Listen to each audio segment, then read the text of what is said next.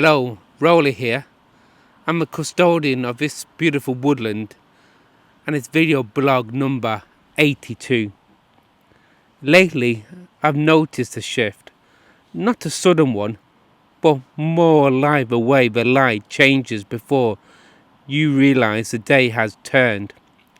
I noticed it first while walking, feet on leaf-mould, breath finding its rhythm again.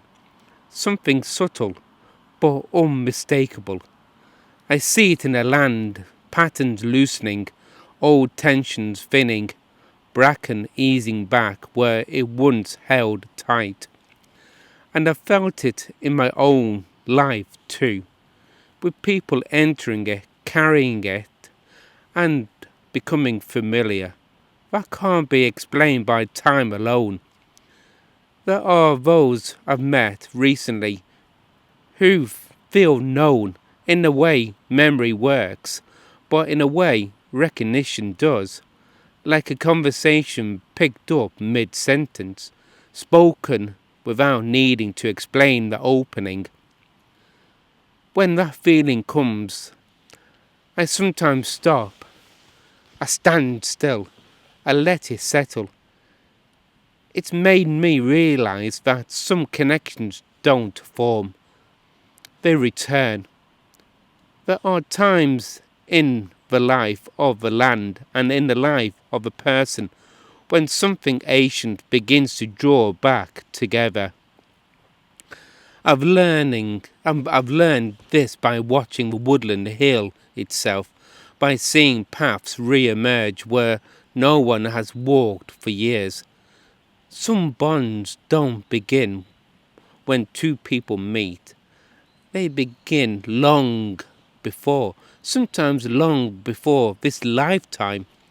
You sense them first as atmosphere, a pressure in the field, the feeling of being accompanied, even when you're alone.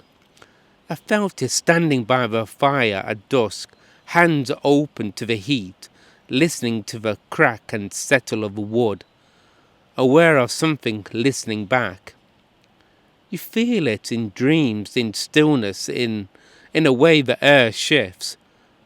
When you pause long enough to notice, this isn't about romance in the ordinary sense. It's about alignment, about shared purpose, about two people who carry something similar in their bones, a way of seeing, a way of holding the world with care. There's no chasing in it, no running, no urgency, only presence, patience, a slow drawing together of paths that have travelled far apart. Many of these bonds were shaped long ago, then pulled apart by time, by necessity, by lives that needed to be lived fully on their own terms. Separation isn't a mistake. I've learned that from the land too, from trees that stand alone for decades before the woodland and the forest thickens again around them. It's no accident that these recognitions are happening now. We're in a time of transition. You can feel it underfoot, old structures thinning, certainties loosening their grip. When the outer world shifts, the deeper patterns begin to move again. You may feel the other long before you meet them, a growing pressure in the field, a quiet excitement that doesn't feel frantic, just steady, like a path you know you'll walk, even if you can't yet see where it bends. And when the meeting comes, it's really dramatic. It's calm, grounded, safe, like resting a hand against a tree you passed 100 times and suddenly realizing you always known its shape. These meetings don't pull you out of yourself. They draw you further in, two people recognizing the same fire, standing side by side, not to escape the world, but to tend to something within it. Together, such connections anchor. They steady, they help hold a frequency of care and attention in a world that often feels fractured. This isn't destiny as spectacle, it's alignment and timing, remembering how to stand beside another without losing your own centre. As the custodian of the woodland, I trust slow signs, the return of certain birds, the sound of water after long dryness, the quiet reappearance of what once belonged here. Some unions are like that. They don't announce themselves. They don't demand belief. They simply re-emerge when the ground is ready and thawed.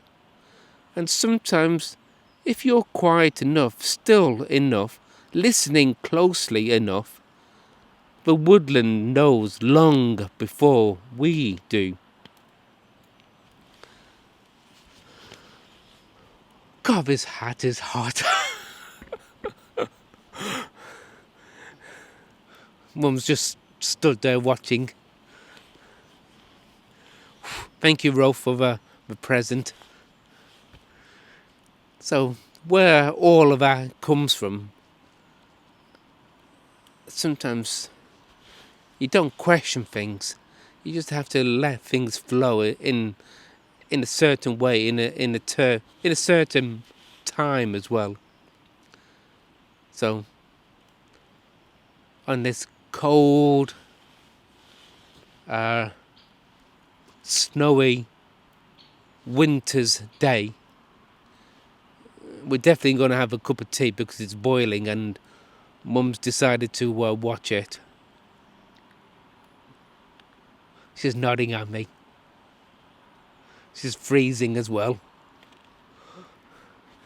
So, thank you for watching, and I do hope we'll see you again.